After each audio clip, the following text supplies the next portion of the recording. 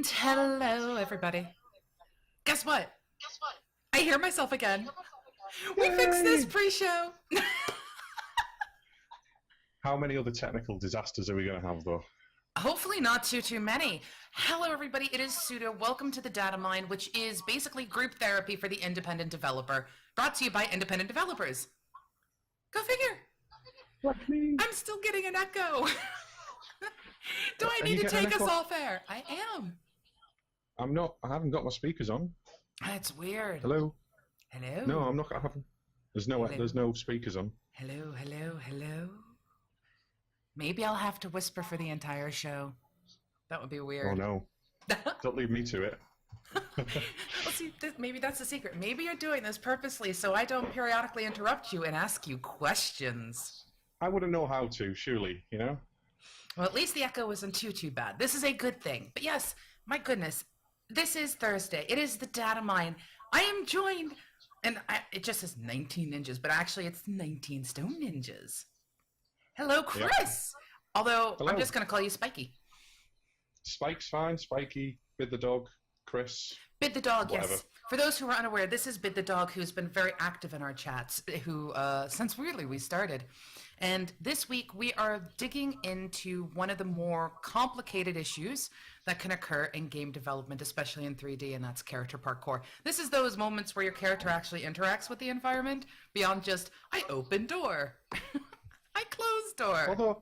Although, strangely enough, it's not that different from interacting with something in front of you. You know, like picking something up. It's not too different. You just a few more calculations to do. Just a few. Yeah, well, quite a lot, but still. Okay, well, that's a good thing. What we're going to be doing is we're going to be digging into character parkour. And like any good game developer, we have the best game developer slides ever. And they're even labeled that, so you can take it to the bank, which makes it amazing. And what we're going to discuss is obviously character parkour, but we can't do that until we actually get to know a little bit more about Chris. Because Chris got in touch and he's like, I can come on. I don't know what I'll talk about. And I'm like, well, let's talk about this. He's like, well, I can do this. So Chris, take a moment. You've got your tea, you're comfortable, you're ready. Tell us a little bit about yourself and tell us a little about your studio. Well, obviously, I'm Chris. I'm a software developer in life. I don't consider game dev full time or real work at the moment. It's more of a hobby. I formed a studio about a year ago with a friend. Unfortunately, he's got other commitments and he can't continue with it. So I've been kind of recruiting, putting prototypes together for our games for about a year. In terms of like my background, I've played games online for many years. I've been Quake 2 player years and years ago. Used to play Rocket Arena 2, if anyone's familiar with that. And yeah, essentially I'm the kind of online face, the lead programmer, and everything codey. So I do the website and all of the code in the game, and tend to spend a lot of time getting assets from the asset team into the game as well. So I'm just generally kind of the consolidation of the team. Well, I have to add, you say you're the face of the team, and one of our watchers, listeners, and moderators and host, Dr. Marshmallow, says you have an epic beard. Thank you very much. It has been epica. Epica, if that's a word. And, it is now. I've recently had it trimmed down, but yeah, it's. Thank you very much. I'll take that as a compliment. How long did you have it? Only a little bit longer, just not too long. The wife will have it as long as I'll go. Basically, Gandalf beard would be perfect for her. Now I want to get you a staff and put on it something like a method or a function or something, just because I am very weird. I think someone did on our Twitter feed. Someone took one of my pictures and made me into Sully from Monsters Inc. the other week. And also a couple of months ago, well, actually no, a couple of years ago, someone made me into Blanca from Street Fighter 2. So, roll with the punches. No pun intended. Okay. So we're going to ask you now some questions. This particular question we have to stick with because it comes from one of our hosts, and this question really digs into who you are. You will probably recognize this from when I asked this of Natalie last week. So if you could be any tree, what tree would you be and why? Um, right. I'd probably. Right. Can I be a bush instead? I'm a big fan of tea, and I would call. I'd love to be a tea bush, because. But if we have to go for trees, you could be a shrubbery. shrubbery. Sorry. Why not? I'm gonna go for an ant from Lord of the Rings. Treebeard. An ant. An ent, sorry, not an ant. Oh, I was about to say you're gonna be a creature. Geek points lost there. Sorry. No, I'd go for an ent because of the beard, because I take a long time to get my point across. And I'm quite big. I don't carry hobbits around on my back, but. Well, apparently tea is an acceptable answer, and this is one of the good things about this show is we want you to think outside the box. For example, if I could be any tree, I would be a decision tree. Yes, I heard that last week, and yeah, I was one of the people on this channel. I got it. My wife is a very big fan of puns. She'd have loved that. If she actually knew what a decision tree was, I don't think she's probably been around on us. I kind of got into it, you know. Well, this show is not necessarily for everyone. This show is for the aspiring developers. This show is for the people who wish to get involved and who are developers and just looking for more information. Basically, like I said, group therapy for the independent developer. So we have Raichi, who asked a question already, and we haven't even gotten too far into the show. He says, Chris, I'm looking for a job in your direction, got no experience whatsoever. I'm very curious and very willing to learn. I'm willing to move. I'll accept any salary. If so, we're good, then I am your loyal ninja. I think you can pay him in cheese. Cheese? I could probably pay him in beard hair. That's probably the only asset that I have that I could export in some way. No, I'll be honest with you. The way that the team works is it's very much everyone is on a revenue share. I said I do pay one of our concept artists a very small amount, but it was something we agreed up front, and everyone in the team is aware of it. Apart from that, everyone else is on a revenue share. Everyone else puts in as much effort as they can, and it's a learning experience for everybody. We're all learning. I've only just started game dev about a year ago. Before that, I've been programming, but yeah, game dev in general. That's where I started. But yeah, so the team's very much all kind of in the same position as Raikichi. I think that's his name. But unfortunately, we're not paying anybody. As with all indie devs, though. Well, that's the thing. I mean, one of the shows we're going to have to do at some point is how do you keep food on the table and still develop a game? Because it's really not easy. There is no quote-unquote golden ticket that will guarantee that you're going to be the next big thing that'll keep you fed. So that's something we'll tackle in another show. Now I'm going to dig into some even more questions because these are fun questions. So, what idea or process do you wish was general knowledge, but actually isn't? God, that is really hard. It's not like I helped you prepare for this at all. Well, no, it is hard, and I'll be honest with you. I've got a few notes for some of the questions you asked, but this one I was really struggling with. I tend to find that the quest for knowledge is more interesting than actually, everyone. If everyone knows something, it's not really that interesting anymore, is it?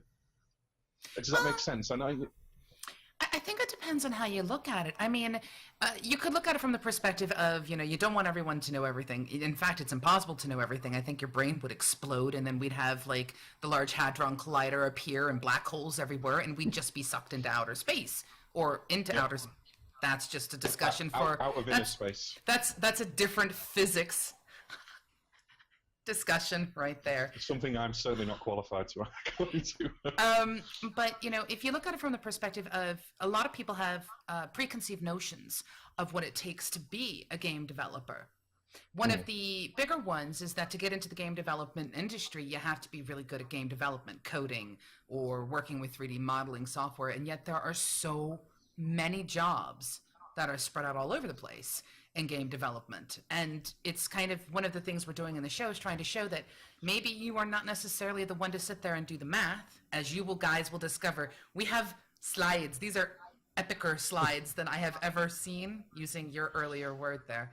But, there are people who may be more interested in getting into the writing. Well, writing what? The story itself? Or maybe you want to get into the law and actually get into the legal side of copyright and video game development. And there's so many different aspects to it. So maybe it's more along those lines. Not necessarily, everyone should know how to cast array, which will be explained in the show. But, maybe something along those lines. Some kind of myth you want to dispel. When you say general knowledge, to me, that's usually popular culture or something like that. So that's why I'm kind of, I'm not just constraining it to game dev. I think if it was game dev, I think I would just want people, gamers and reviewers, to understand how much effort goes into a game. I don't know. Again, if that's the thing you're looking for, but I always, even though I haven't released yet and I haven't had any criticism on my game, I haven't been on that end of it. I know a lot of developers disappear off the face of the earth, or they stop the development, or they get disheartened by criticism. I don't think I'll be like that, but at the same time, I kind of wish that people were a little bit easier on them, on people, because of the amount of effort and time and passion that goes into these things, What's interesting is right as I asked and we went into that direction, Raichi pointed out developing a game is more complex than developing a robot in a sense. And this is true. Well, yeah, because a robot only has distinct things that it can do, unless it's an AI of some sort, I imagine. If you're programming a game, the player forms most of the experience. You're giving them the tools to play the game. You're giving them the prefabrications to run around and all. You're not actually playing the game for them. If you've written a game that, in my opinion, is good, then they make the game themselves. You might have a story in it, but it's still their game. Right. And this is why gamers get passionate, I think, because they are so into gaming, and they think they know everything about gaming, that they have an opinion on it. Well, there is such a thing as the armchair game developer, just like there's the backseat driver, just like, you've got all the different type of people. I can do it, but it's not as easy as it looks. And Adverto adds, right, I think any idea that's decent can shake the gaming industries, provided that you throw enough money at marketing. Now, we will get into that at some point, but that's going to diverge us from where we want to go with this show. And let me just say, there's a good chance you guys will see Chris a little bit more frequently than you might think. So we can always come back and hit him with stuff like that. But I'm going to ask you one more question from my random question generator. And the question would be, if you didn't have your current job, what do you think you'd be doing instead? I'd probably be in the army. I'll try and make it not a long-winded story. I broke my leg while I was training to be in the army. So at that time, one of my friends lent me a 286, I think it was. And from there, I kind of got into computers. So if I hadn't broken my leg, I would be in the army. If I wasn't a game developer, if I hadn't discovered a computer, it's a bit of a catch-22, isn't it? I wouldn't have got into programming. So yeah, I suppose I'd be in the army. I'd be a solicitor or a signal operator, something to do with computers, probably. I don't know, maybe. But I also wanted to be a magician at one point. Yeah, absolutely random. But I wanted to be a solicitor. I wanted to be a magician. I wanted to be a child solicitor at one point. I was. I'm assuming that you really couldn't make up your mind. I'm sure you still don't know what you want to be when you grow up, do you? I am perfectly happy in my current career. I love programming. Fair enough. I'm not that happy in offices, in a corporate environment. If I could do game dev for a living, I would be over the moon. I would be absolutely it's so rewarding, I can't imagine anything more rewarding. Wow. So there you have it, some interesting stuff. And Ryachi is like, I will grow a beard for you. I think he's really desperate to join your ninjas. Well, All if you right. tell him to go on the website, send us an email, and we'll have a chat. There you go. There's your answer, Aichi. Same applies to anybody who's interested. We are By the looking for way, animators his and name is art people. Gustav, and he is an absolute dove. So this is an important thing. Now we're going to get into the real meat of today's show. This is literally us going into an amazing presentation that you have put together for us, all about parkour, character interaction with environment, and you take it to the next level. Now, I warn you folks, there may be moments where we actually go into Unity to show you things. Possibly. Possibly. If It things all don't look too laggy. depends. It all depends. We're basically now going to perform magic. Say abracadabra. Go on. You get to be a magician today.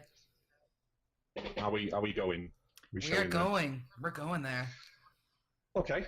Well, I was just going to take you through the dynamic parkour implementation that I've put into Subnet.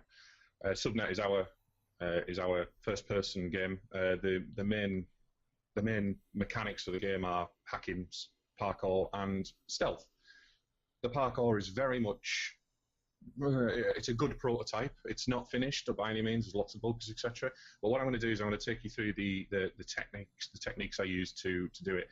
I am by no means an expert in this. I've learned all of this over the last year, and I've done my best. I don't get any problems with performance with the way I've done it.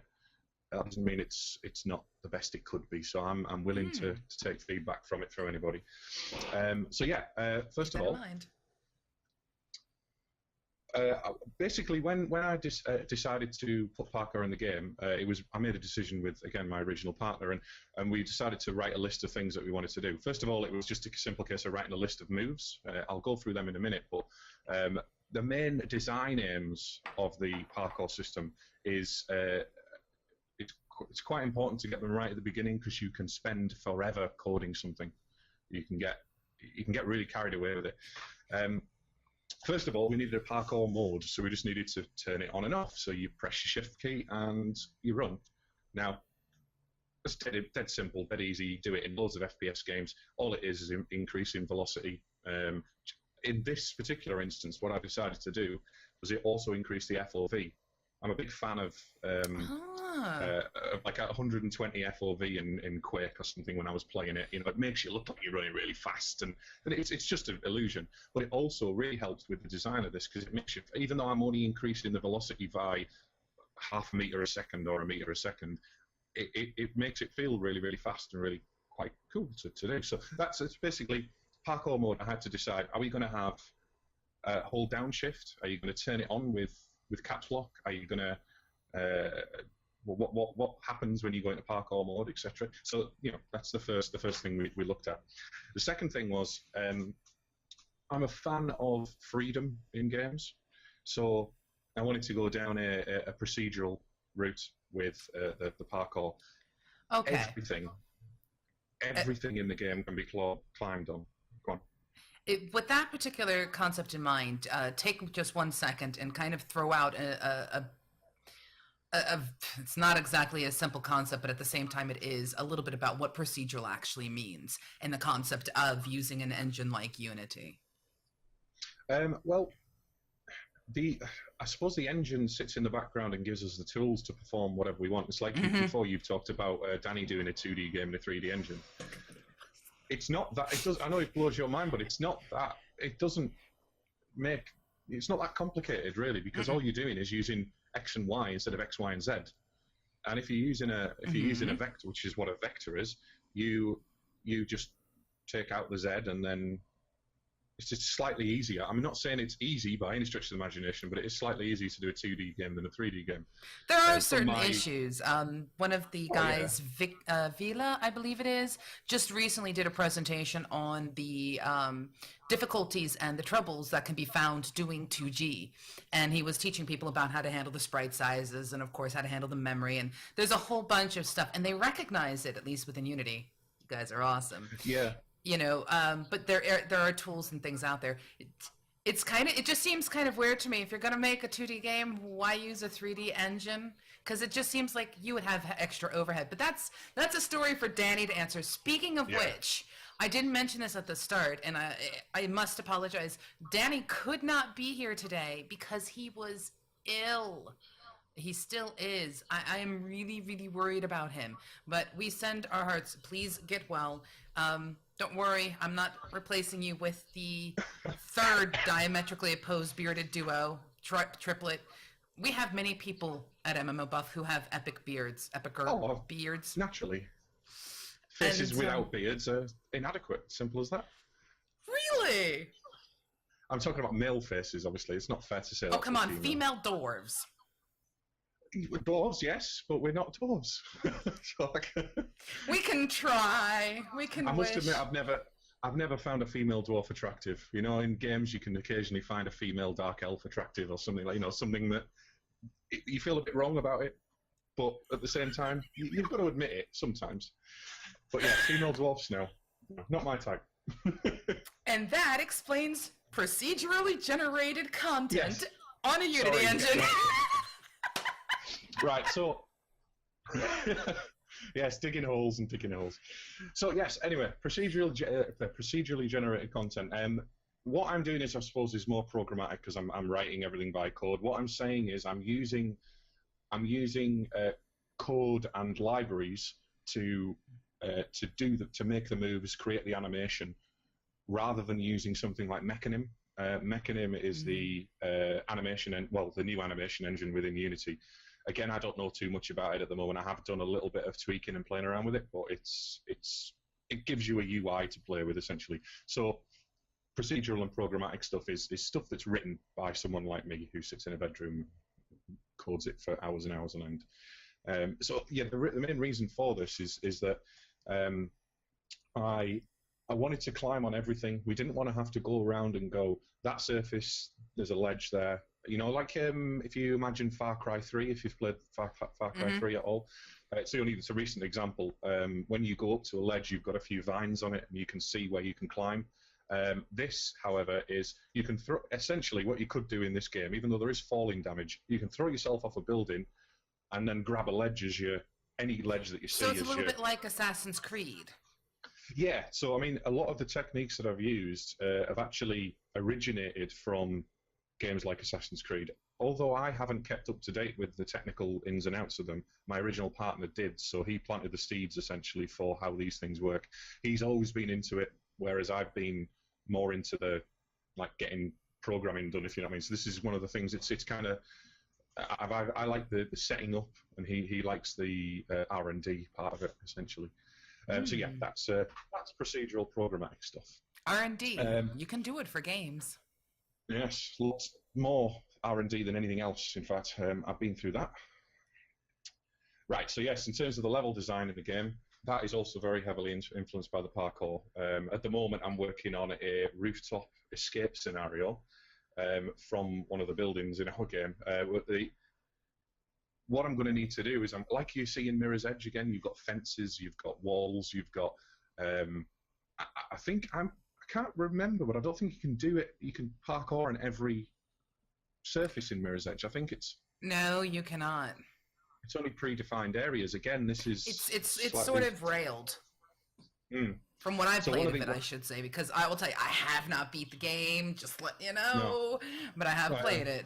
And, yeah. I actually went back to it a few months ago to give it a go to see if I was copying off it, subliminally, and I'm not. It's very different, very different. Okay. So yeah, level design, I might want to, let's say for example, we go down an alleyway in the game, and you might, because of the way that I've programmed the parkour, you can actually run up a wall, and then jump across the wall, then jump from that wall, and jump up all the way to the top of the building. So you'll be going up and up and up and up, and I need to bear that in mind when I'm designing things, because it's quite important. It's not, there's so many times that I've built a level around a little alleyway, and then the alleyway has been 1 or 2 meters too small, and I have to redesign the entire thing, and you have to bear it in mind constantly. Oh, wow. One other thing that we put into, that I put into, this is when you run for a certain amount of time. This is an upgradable skill in the game. You can run out of breath. this is to accentuate the feeling of being chased at some point. Mm-hmm. So when we do these chase scenes, I mean, adrenaline's going to be there all the time, but when we do these chase scenes, if you run out of adrenaline, you go out of breath, your vision gets a little bit blurry, just slightly, and you have a bit of a screen flash, and it's like, oh, and also the camera wobbles around a little bit when you run out. It's only slight, but it makes quite a big difference to the feeling of the game. Now, see, I have to ask, one of the things that game developers love is having these little side things that pop in, that little momentary shake when someone hits you, you kind of get the feedback, the feel of the fact that your character is interacting with the environment. Have you made yourself seasick yet? Not yet. However, I am going to get an Oculus Rift at some point and play around with that. Which I imagine Parkour. I now have a feeling we're going to have you come on a show and you're going to go, no. Yeah, I haven't actually tried one yet. I've been to plenty of shows with one, but I really want to give it a go. But it's one of those things. It's a polished stage thing. We don't want to get too bogged down in that kind of thing now. Mm-hmm. So yeah, in terms of the design aims, that's pretty much it. I think. Oh no, there we go. Hey, we've got the moves that I've already talked about, but we're moving on to them now. I'll just briefly run through the moves. Obviously, we've got the run mode that implements as you're running, your adrenaline runs down. As you're doing parkour tricks, your adrenaline increases. So the more tricks you do, the more adrenaline you get. So the intention is when you're running down a corridor, when you're running away on the rooftop, you might want to keep doing moves. You want to keep doing slides underneath things, and you get a flow essentially. Like again in Mirror's Edge, they've got quite a nice thing that you get faster and faster and faster as you get a flow on. So if you hit things and press your buttons at exactly the right times, you jump over things and you go a little bit faster, and then as soon as you hit something, you slow right back down to how you were before. It's not the same, but it is. I've done a similar thing. So yeah, the second move is a power slide. I'm still unsure about the name for this, but I'm calling it a power slide for now. This is just literally legs in front of you sliding underneath something. Now see, this is the perfect opportunity to turn to all of you lovely people who are watching and ask you, what would you name that move? Yeah, I've tried a few things, but power slide is the best one I've come up with so far.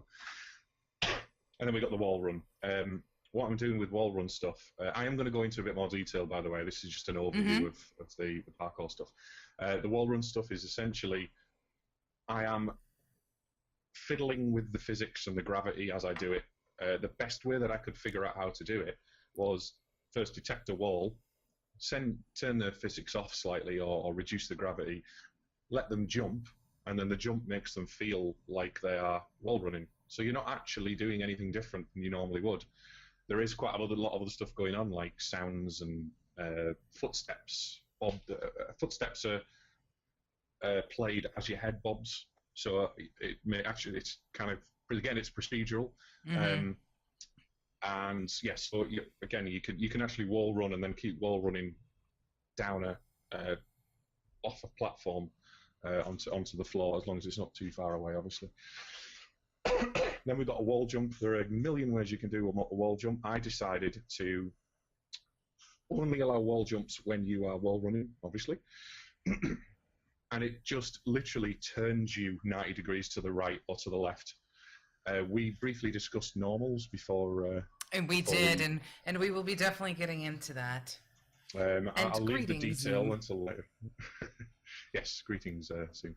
A normal is used in that instance to detect the opposite direction to the wall. So all I'm doing is taking that normal and then throwing the character off in that direction. Again, using physics. Now, vault and mantling, it's always something I've had an intention to do. I didn't add it until someone on YouTube actually said, "Are you doing mantling?" And I went, "What's mantling? I've never heard the term in my life ever."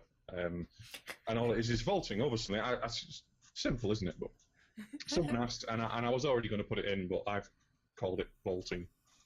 So you just vault over, and that's that's the only automatic parkour move. It's still dynamic in that you can vault over anything. So quite occasionally, if you've got parkour button pressed down, you can just vault over a desk and it'll send everything flying. I love that. You hear the paper flapping, and then you hear the mug break because you hit the mug just right, and that's exciting. That's the kind of stuff I'm keeping in the game because I like the idea of it. But again, it needs a bit of tweaking. And then we've got ledge grabbing. Ledge grabbing is what I'm going to go through in a bit more detail for the rest of the slides. Okay. Well, I won't go into any more detail now. Well, hold on one second. I just want to let you know we've had Gwyn's, who, by the way, happens to be my husband. Hi, Gwyn's. He says power slide sounds about right. We also had TSAG point out I've tried the Oculus, and oh my days, forget the PS4 and Xbone, as he pronounces Xbox One. Oh, although I pronounce it Xbone, it's actually Xbox One. That's only just clicked to me. I've not. I did not just realise that it's actually Xbox One, XB One. Oh, yeah, sorry. But to me, apparently it's Xbone. No, it's right. That's how I've been reading it. It's like, is this people just taking the mick out of Xbox? No, it's not. But he says I'm going to get an Oculus just for games like yours. Now, I'm going to let you know I have had the opportunity to use an Oculus HD. And in fact, I did it to play Valkyrie at Gamescom last year. And I wrote a lovely piece about it on the MMOBuff site. But the Oculus, when we were talking to them about it afterwards, they made mention, we'll be going through and actually, just making a tiny little tweak. And people will go from, I get this, to, oh God, take it off, I'm going to be sick. They haven't quite figured out why and stuff. So, yeah, when it comes to going to do Oculus Rift development, be careful. And I'll happily test for you. It's definitely something much later down the line. It's but the fact that you're contemplating it is interesting, because I'm sure that has actually led to some of the design choices you're making. No, it hasn't actually. Really? I've designed it. No, I've designed it with just with normal gameplay in mind. I haven't. I actually thought the only reason that I want to maybe add the Oculus is that I'm using a component, an asset from Unity Asset Store called Ultimate FPS to do the camera mutt stuff. I don't know if you've heard of it or someone might have mentioned it before. It's very, very cheap and it's very good, and the support is excellent. I can't say enough good things about them. Essentially. The code is very, very clean as well. You don't see that very often. It's lovely. It's well maintained. It gave me a brilliant start to start with the parkour stuff. I would recommend it for anybody doing FPS stuff or first-person stuff at all. I mean, I'm not using the shooter part of it. I'm not using any guns or anything in the game, so it's got great. Well, we'll have to put a link in for people, especially on YouTube and stuff, so people can actually enjoy that. But TSHE also adds, are you going to incorporate the power slide and vault into a type of move, so you can vault over a desk and kick a bad guy in the chest? No, not at the moment, I'm afraid. We are going for low violence in the game. It's stealth based. I was originally contemplating weapons and non-lethal takedowns and things like that. At the moment, we're even sketchy about whether or not we'll have enemies and NPCs. They might all be robots. It might all be AI and things like that. Interesting. We've already done a lot of work in that area anyway, and the character part, facial animations and all that kind of stuff. That's where we fall down because we're indie. We can't afford $2,000 a day, £2,000 a day in a studio doing mocap and things like that. It's not as much as we can use the Xbox Connect I've got downstairs and PSI and stuff to do hacky stuff. I don't know. We'll see how it goes. It's a polish thing much further down the line. So yeah, no, we're not putting any moves like that in there. And yeah, he also adds, I ask about the combat vault thing, as I know that in Subnet you've been focusing on a sense of chase rather than full-on combat. Yeah, you will stealth around in the game. If someone sees you or you get caught out, you have an option to hack devices and turn off alarms and redirect troops, or trap people in a lift, or all kinds of. Have you played? There's a game called Gunpoint. It's an indie 2D platformer. I have not played that. No. Very, very good stealth them up, sleuth them up. Rather, you're like an agent, and you've got loads of special skills. And it's similar to that in the respect that it's got. You walk under a camera, for example, and it can open a door, or you can reroute it so it does something else. It's quite clever. And Subnet has a similar kind of thing to that, and I keep citing gunpoint for a number of reasons, and I'll go into that later. But yeah, it is an influence, but it's yeah, it's similar. Put it that way. So there's going to be lots of different options. I'm exploring. The reason I'm exploring it is because Subnet is set in England, not have any guns, and even though it's set in the future and it's a cyberpunk dystopia, I want to keep that rule in place. I want it to make it like England. I want to make it feel like England, right? You know? And having an arbitrary hero running around with a pistol or a machine gun shooting bad guys. It's done a million times before. I'm not saying my game is going to be any different from all the others, but you know. Anyway. Hey, you're still in the development phases, you know, you're still working on your exactly. prototype. Who knows what'll end up happening? You may end up chasing rainbows or doing some kind of April Fool's edition where you're chasing a leprechaun to get to his pot of gold. Yep. You don't necessarily have to be the chasee, you could be the chaser. Yeah, there's a lot of options, and the thing is, things change on a daily basis. Yes. In development. And just to let you know, Vescu89, welcome to the Datamine here on MMOBuff. This is our show, which is basically group therapy for the independent developer. If you're interested in game development, we bring guests on such as Chris Sobek from 19 Stone Ninja to actually talk about the development process or all parts of game development. We've covered everything from marketing to game engines, and now we're dealing with, as it says at the very bottom there, character parkour, such as wall grabs, power slides, vaulting, things like that. Also, hi Kami, it's lovely to see you. Hi Kami. Okay. Right, so are we moving into how you're doing the actual grabs? Yeah, so essentially after, just go back a slide. So we were talking about all the moves. What I was going to do is take you into the ledge grab and the specifics of how a ledge grab is done.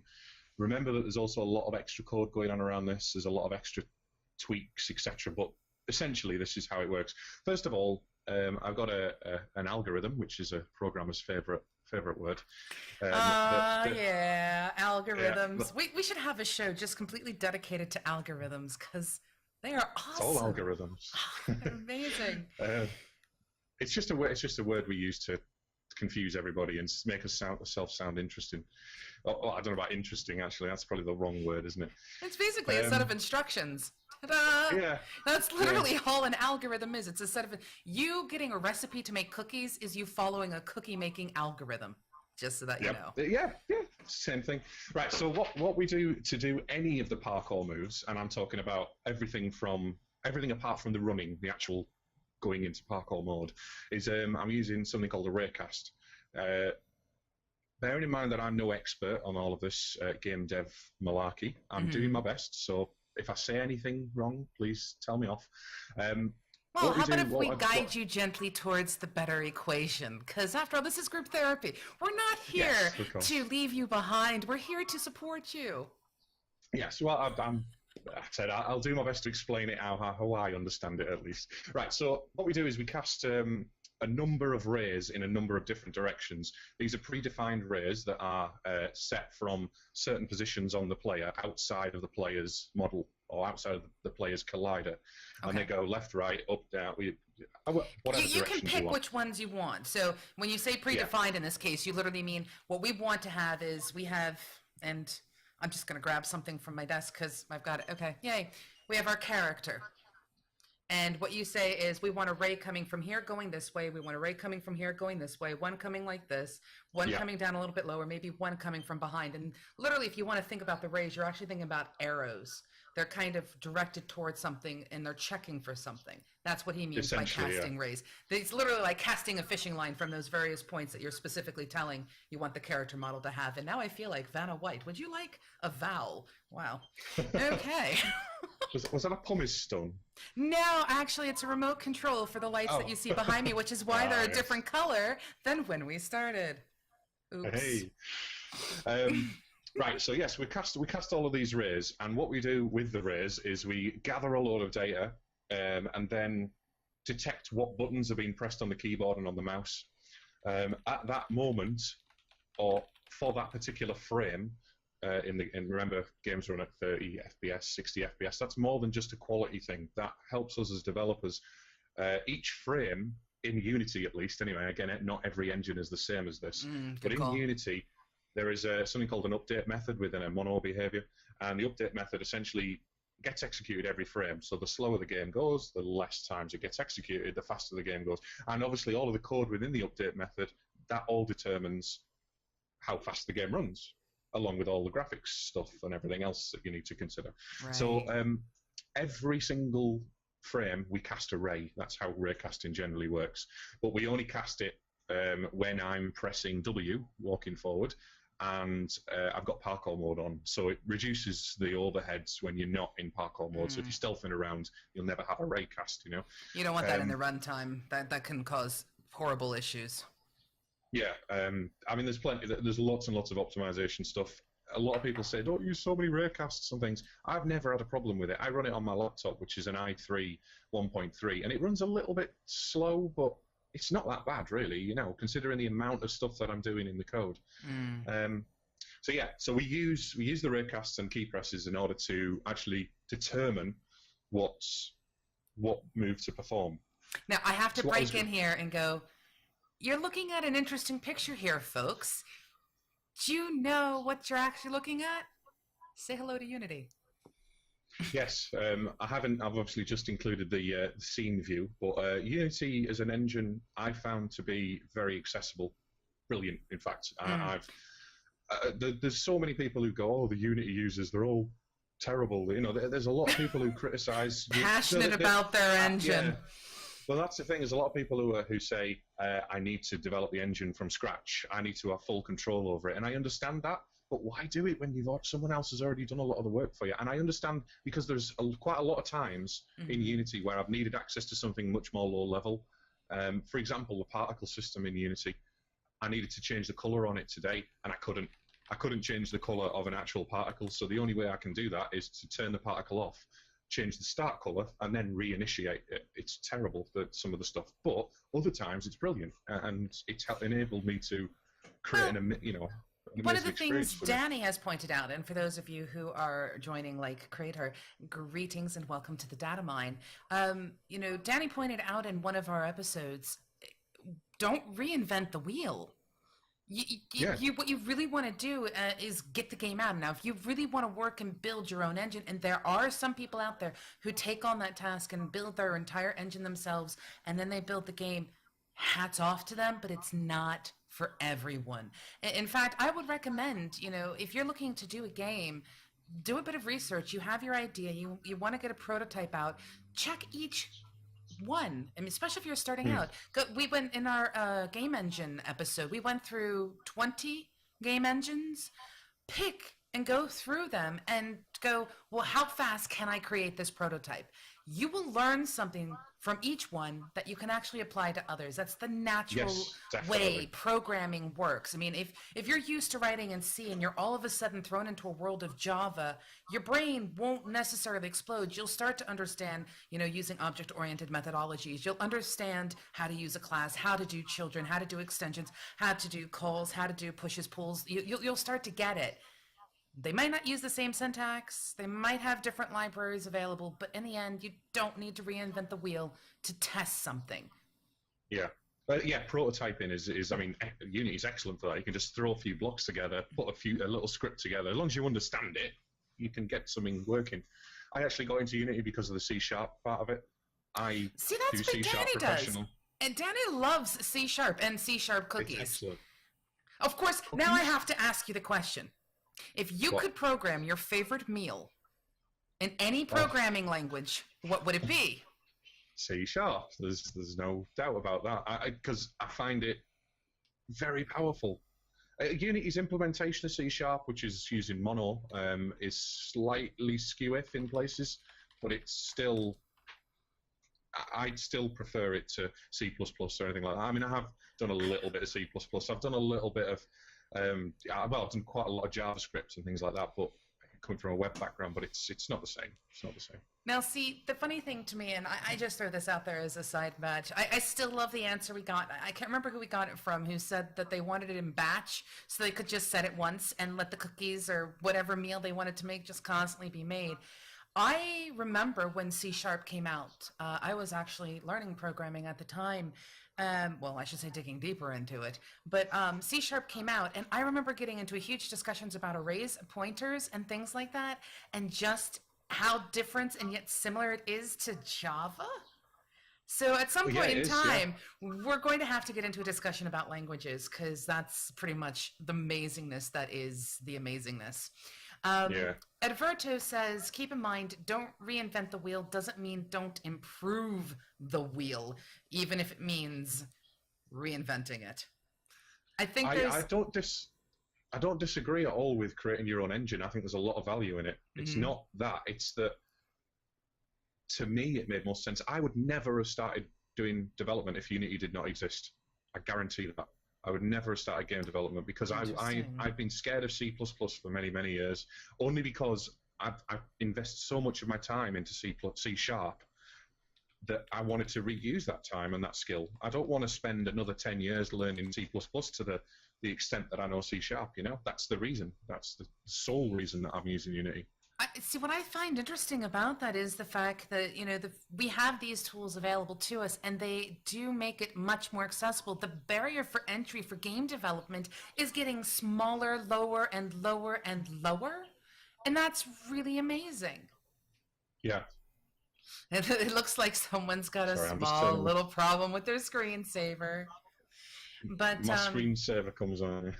yes, and I also want to point out that I give a serious, serious amount of hearts out to you, by the way, Zumba Pup, because you knew that was a Unity capsule controller. It's not.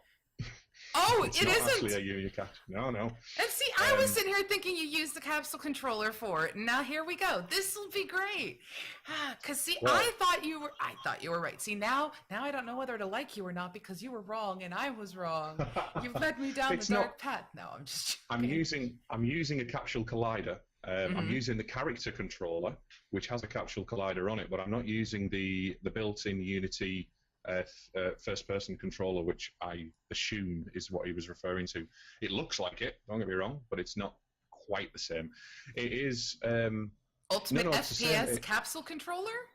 Yeah, Ultimate FPS actually uses the the Unity character controller, but it modifies it quite heavily and adds another collider Collider. around it for all kinds of other stuff.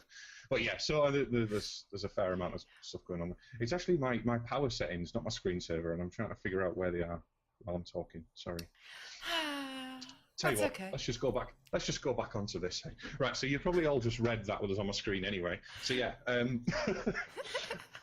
First of all, I'll explain the screenshot in a minute, but I'm just going to go through the concepts that I used to do the character, to do the parkour stuff. First of all, we've got colliders. We've got the character Right. collider itself.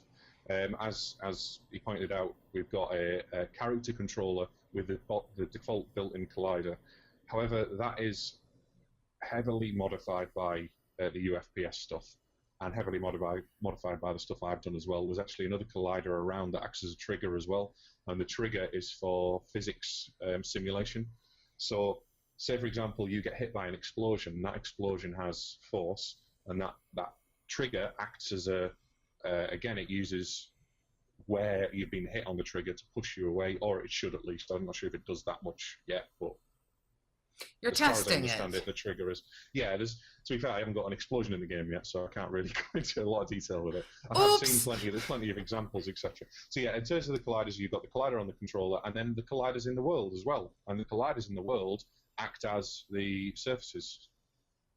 Sounds simple to people who've done it, but it makes a big difference to people who don't know anything about how to set a game up. Right. Second is the raycasts, which we've talked about quite a lot. The arrows coming from your capsules, so to speak. Yeah. So on the screenshot you can see here, we've got a number of raycasts. This is actually the blue raycast here is the interaction raycast, and that actually moves with the camera, and that detects where the player is looking, where the crosshair is pointing, and that is used to pick things up, to move things around, to turn things on and off, to do hacking, to interact with the world in a single button press scenario. I've actually written a controller around that gives me a lot of information back.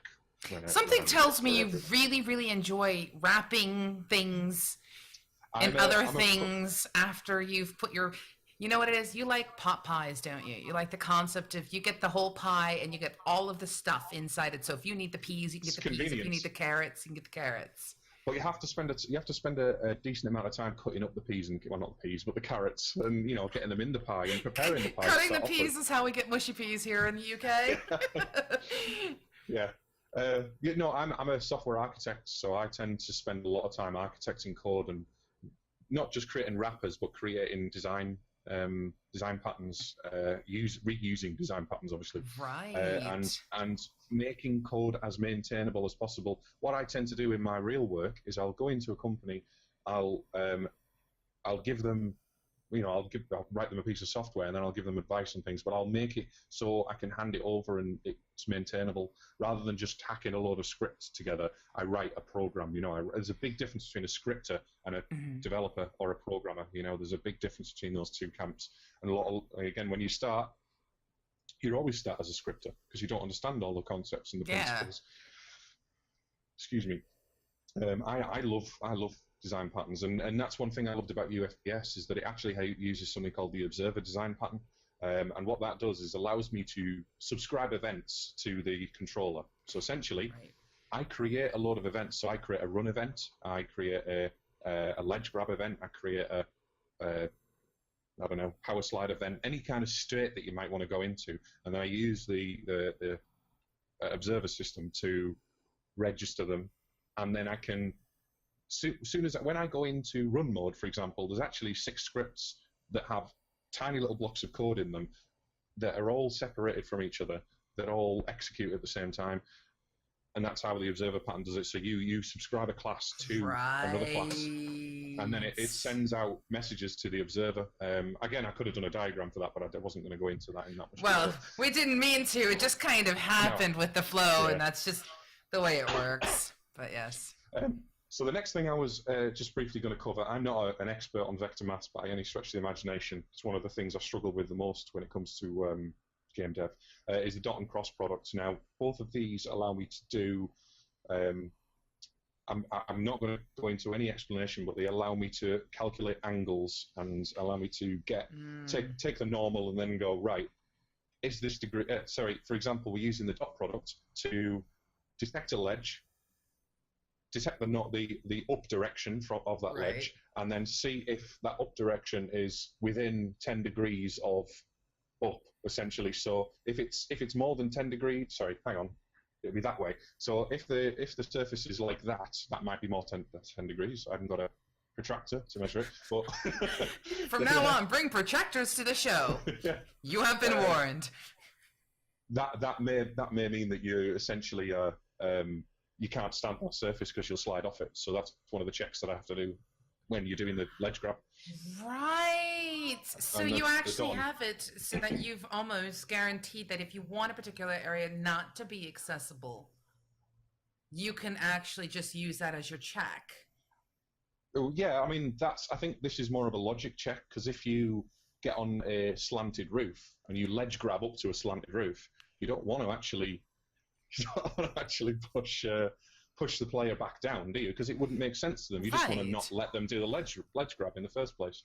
I have to say hello, Gatev, and apparently Gatev is incredibly jealous of your just amazing beard. And I think he believes that it must be a rule that the bigger your beard, the better your programming skills. So basically, you now need to go back to having a Gandalf beard. I think the bigger your beard, the harder you struggle with programming, because you spend more time programming and not enough time shaving. Well, maybe you spend more time stroking the beard, sitting there. I do spend way too much time stroking. It's one of those things you're like, yeah. I know somebody who spends time braiding it, like into multiple braids, and then undoing. I'm like, are you ever going to get any work done? And It does. Some days, no word of a lie, it distracts me I'm playing with it so much that it distracts me, and I'm not thinking about what I'm looking at on the screen anymore, because it's just so nice to play with. Beards preventing programmers from getting work done for many years, and yet if you don't have a long beard, you probably, or if you have one, you probably have hidden programming skills. You've learned it here, folks. Okay, so what you're talking about then is the way that you're doing all the different casting. Sorry, totally didn't mean to interrupt. I just No, no, saw Gatav's response, and I was just like, that had to be said. It just had to be shared.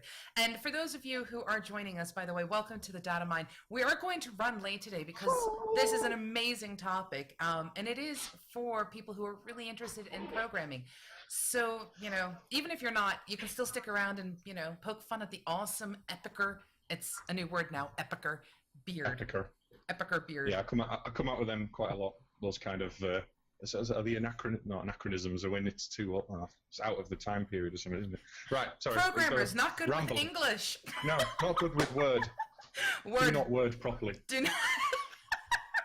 Right.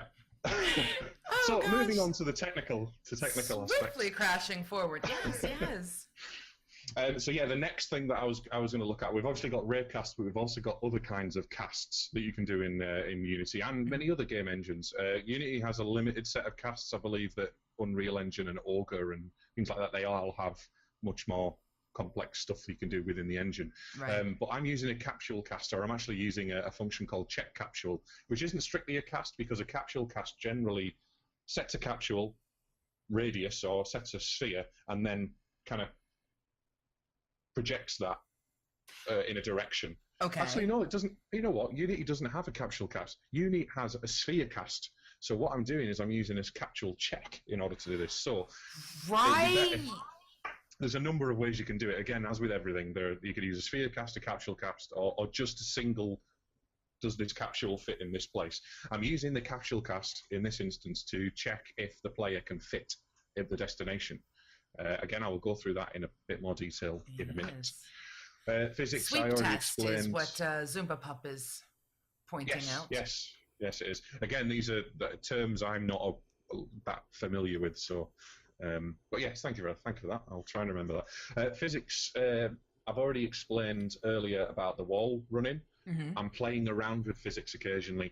The only thing with the ledge grabbing that I use physics for is once you've transitioned to the destination point, I'm giving the character a slight little nudge from behind just to keep them moving, just to keep them going. A very, very tiny nudge just to kind of keep the flow going, you know? Okay. So when you look at the like Mirror's Edge, I imagine they're using physics to... Well, actually, they might not be. They might just be using increasing velocity, but they could use physics to just constantly increase the character's speed as they're getting the flow up, and just give them a bit more of a boost. So yeah, there's lots of different examples of physics in this. So next off, I'm using a tween engine. This was something again that was suggested to me by my original partner. He grabbed one for free, which I've got examples of here, Hot-Tween and iTween. They're both free, and there are links if you want to get them. A tween engine, in my personal experience, is the most valuable thing that you can get for a game, or write for a game. The reason I say that is that it allows you to manipulate any value, any property, any setting, anything in the game between two values over a set amount of time very, very easily. Okay, I can actually take this back and give an even more fun example for this. For those of you who remember Flash and how popular it got at one particular point in time, there was something known as motion tweening. And what motion tweening would do is you would set your keyframes. And in this particular case, it sounds that this is what this does. You have a keyframe that says from this moment here to this moment here, when this character is here to here, or whatever you're actually doing, make it a seamless transition based on what you, the engine, think is the best way to do it. And it would just auto create this lovely little line in the actual frames in Flash. And it would just say, okay, from this keyframe to this keyframe, we were just going to keep moving until the image that we have here, or the sprite that we have here, matches the sprite here. And then we're going to stop tweening, and then you can just go.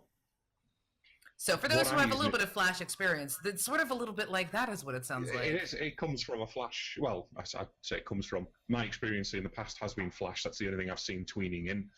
But in terms of like, this allows me to move the character without having to press a button. It allows me to, like, for example, open doors. I use a tweener to open the door. Now, the best thing, I'm using hot tween personally, but iTween is very, very popular in Unity. There's also a few others. There's like lean tween as well, I think I found. So essentially what you do is even though you can use animation to do all this stuff, you still have to move the character's physical location from one place to another. Or you might, I said, when you're opening a door, for example, the doors in Subnet it's all one script, but the doors can either slide upwards and downwards, slide downwards and upwards, slide left and right, open away on a hinge, or open away on the other hinge, or open towards on either hinge as well. So that's all controllable within a script. Out of curiosity, have you considered randomizing that? Just to see what trouble you can cause your runners? Yeah, I mean, I've got a lot of... each door is going to be very specific, though, in the game. Well, for example, you walk into one of the offices, you walk into a development room, and it's a swing door. It's just a swing glass door. But you might walk into a server room upstairs on the last floor or whatever, and it's a slide door, double slide door that opens either way. There's a lot more stuff I could talk about with Subnet, but that's not what we're here for. Yeah, so we'll get there. To be fair, tweening is an entire topic on its own. There is so much you can do with it, and so many examples you can show. Yes. Just check it out. If you're watching this and you haven't tried a tweening engine, just try it. I swear to God, the first couple of months you'll be using it, and then suddenly it'll click, and you'll go, right, I can use tweening for almost everything. Like, if I need to do any kind of transitions or cool, I don't know, change a color of a screen. I'm using it at the moment to tween a property of a material. So I'm fading the material alpha out and then fading the material alpha back in. It's dead easy. I don't need to write a script for it. I don't need to cater for saving a value over time. The tweening engine does all that for me, and it's just easy to do, Oh my gosh, yeah. It just takes out the actual requirement of doing the math to make it all do what it's supposed to do. I mean, again, and it's the kind of thing you can make yourself. It's such an the thing is, the effect is so for someone who's beginning, it's gratifying. It's graphically gratifying because you are able to actually gain a physical, or at least understanding of, from here to here, this is what's going on, and I made that happen. Just remember, 9 times out of 10, if it's not working, it's a keyframe problem. Yeah. So honestly, it's the best piece of you asked me before the show, best piece of advice for any game developer. If you're already developing, if you've taken that leap, get a tween engine for whatever engine you're using. Just get it. Right, stop going on about that. And I've already mentioned FPS. Very, very good asset. I'm not on commission or anything.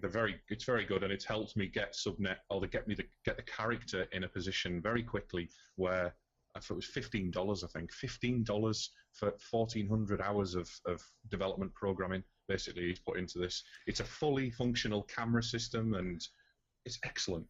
It's excellent. First-person camera system. We're going to have to get them on. I haven't spoke to him in person. I think he's quite busy, but yeah, give him a shout. I would think so with what he's doing. Maybe someday we'll be lucky. Yeah. Anyway, so on to the next bit. I'll give you a nice big screenshot of what we're actually trying to achieve. So I was going to explain here the raycasts that are coming out of the character. We've got the one that's going for straight forward, the blue one. That's the interaction ray. It's not relevant here. All the green ones are the different heights that we are projecting the parkour from. So if those rays don't touch a surface, you can't do a parkour move unless it's a ledge, a slide on the floor. Interesting. So this is the ray checks. So in your particular case, you have rays that are at the top, you have rays down here, and you have rays coming out here, and other rays at various parts of what the body would be for the actual sprite. And then as long as you are doing the checks, and even if they stumble over a trash can, they could parkour over a trash can because it's knee height. Or, something like that, or shin height, depending upon where you've actually placed these. And that's what you're trying to offer, and that's why you have these particular rays. Because you could literally just have none if you wanted to. That would be a really weird way to do things, but yeah, you could have none. No, you need at least one ray. At least one. I'm using loads to do different moves and to detect different height surfaces, etc. Sorry.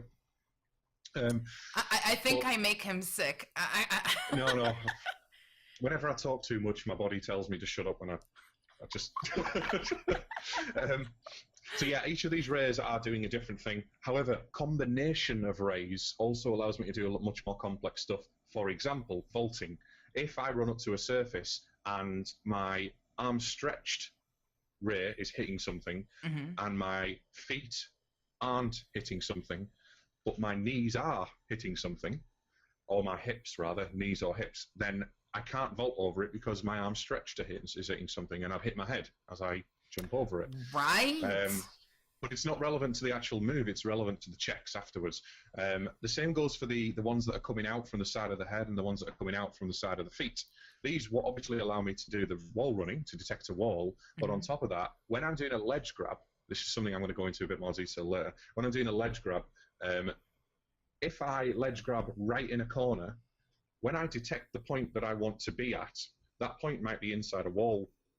So I can't detect if I'm inside a wall at that point, so I need to detect if there's a wall to the right of me in order to kind of transition the point to the left a little bit. So this is where I'm using normals again to push myself to the left a little bit. Okay, so this is how you're taking the ability to give a character free roam and to move wherever the heck they want.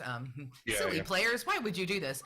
But you're using it to actually check so that you don't have to deal with I'm stuck in the corner, I'm stuck in a wall. You're preventing the actual fall through the world syndrome.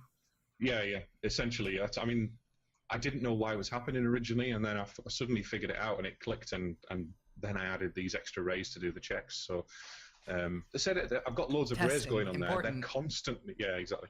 They're constant. That's another thing about having an engine in Unity. You can actually test as you're developing. You don't have to test, like, make a build and then push it out to, anyway. Right. The last ray on this screenshot is the down ray. I will go into detail with that in a minute. The red one. This is detecting where you want to be after you've done the ledge grab.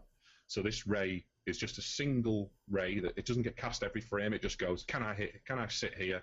And then it uses the hit to determine if you can actually fit in the position, etc. Right, so we're going to go into a bit more detail with it. I know I ramble on a bit. First of all, we need to determine... Okay, let's do it this way. The pink is the little capsule you saw from before. The red rays are actually the green rays from what you saw before.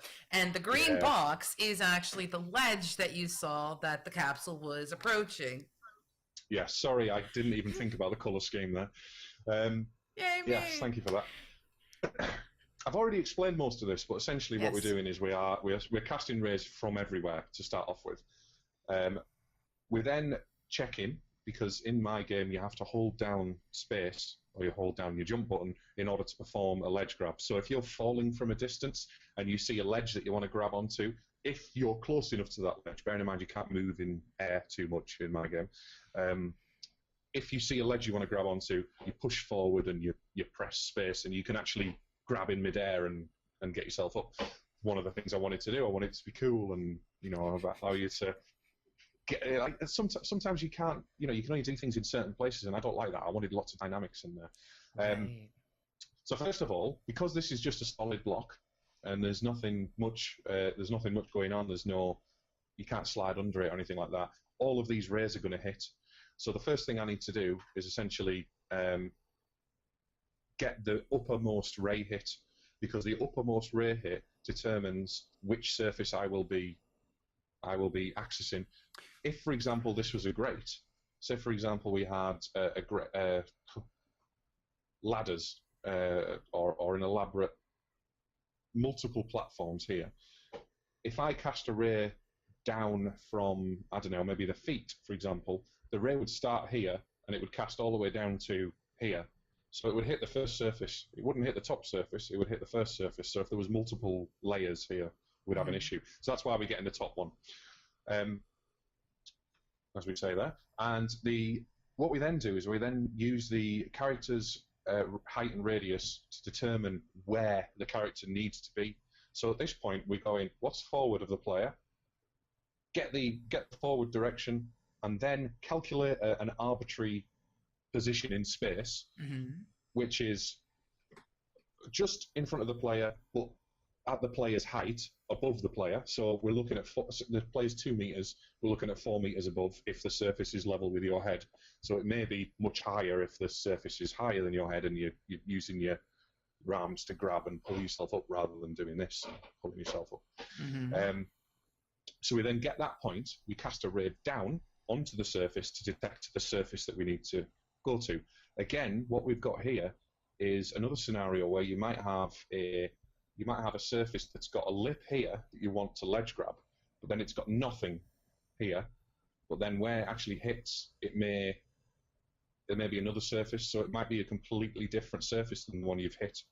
So we're casting down onto that surface. It's like if you've got a grate. Again, if you've got a grate that you can cast a ray straight through, it might be an issue. So you cast a ray down.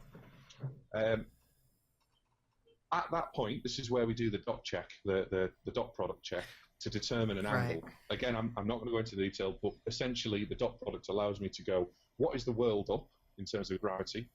What is the up direction? This is where we use the normal of the surface that we've hit. So the normal points back upwards. We take that normal and we go, is that normal perpendicular, is that the right word, to the upward direction? Is it within 10 degrees, essentially? You know, whatever. Going back to the whole... Yeah. And if it's flat, you can jump on it. So that's the first check we do. If it's not flat, again, this is an optional check. You might want to put people on a non-flat surface. This is just something that I've done in my game. I believe this is how Assassin's Creed does it, for example. I think this is how they check if a surface is 90 degrees before you can actually crawl on top of it. But if you look around in the game, you'll see that you can't really crawl on top of anything, even the lips of buildings, unless they are flat. You, sir, would be correct. That would be why I die sometimes in that game. Yeah, don't get me started. I wrote quite a scathing review on Assassin's Creed 3 recently. I was not happy with that game. Right. The next thing we do is, even though we've just cast a ray down to detect the surface, we need to cast another ray up after this, because the ray up determines if we can actually fit at the destination. So we've determined that the destination is flat, and we've determined that we've determined the new destination surface, but we need to go, can the player fit? So my player is 2 meters high, 1.8 meters or whatever. So I, first of all, cast a capsule, or in this case, I'm doing a capsule check in Unity. I'm not casting a capsule. The diagram suggests it's a sphere cast. You could use a sphere cast if you want. It's up to you. It doesn't really matter, as long as it matches your player. So if your player physically cannot fit, if it uses a capsule collider, use a capsule cast. Check a capsule. If it uses a box collider, use a box collider to do the check. You know, there's plenty of ways to do it. Each of them have their own unique challenges. So what we're doing is we're casting a capsule up. So this will detect if we can fit sideways, if we can fit upwards, and we can... Well, that's it. So sideways, forward, and upwards. We then determine the height to the ceiling. If the height, bearing in mind that my character can prone, crouch, and stand, if the height is standing, first of all, if the height is lower than prone mode, which in my game I think is 0.25 of a meter or something like that, then it will, you just can't ledge grab, and it won't try to ledge grab. It'll just leave you where you are. Unless you're falling. You'll just keep falling. Yeah. If the player can stand, then we just leave them in the current state, because they're always standing when they start their parkour move, when they start the ledge grab.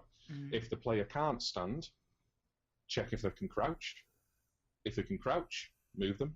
That's it. They can do a ledge grab. If they can't crouch, check if they can prone. So basically, if we're doing a ledge grab into a vent, for example, and the vents are the smallest things in my game that you can get into.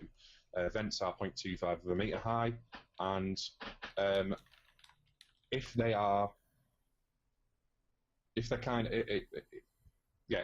player's too high, or is outside of the vent, or hits either side of the vent when they do the check, then first of all we've got that.